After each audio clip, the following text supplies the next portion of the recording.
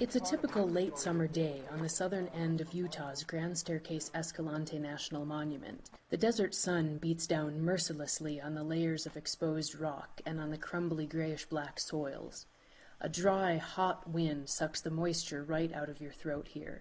Not a single animal stirs, not even the lizards and snakes that live here. It's hard to imagine that 92 million years ago, this place was submerged by a warm, shallow sea. The abundant watery life here included shelled squid called ammonites, gigantic bony fishes, and carnivorous hunters the size of Winnebagos. It's one of those hunters we're here to work on today, says monument paleontologist Titus.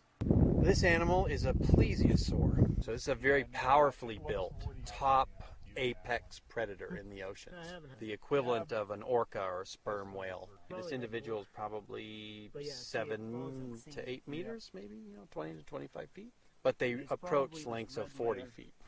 Unfortunately, it's been windy and rainy since Alan and the crew were last here. A fine layer of gray dust has settled over the bones.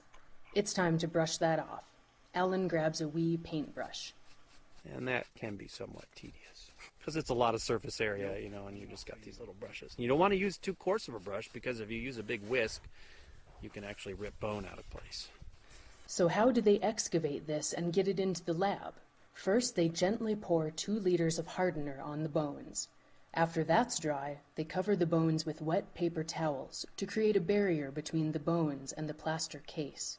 Next, they gather their materials to make that plaster case, including making bandages by cutting large swaths of burlap into perfect rectangles.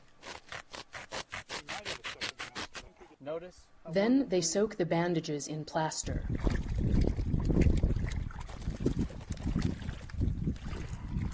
And they start layering the plastered bandages over the entire site.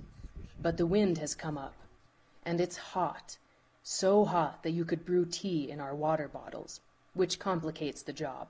We're walking a tightrope here between making it thick enough to do what we want it to do and making it thin enough that we have a decent working time. If you make it too thick, it goes out right away.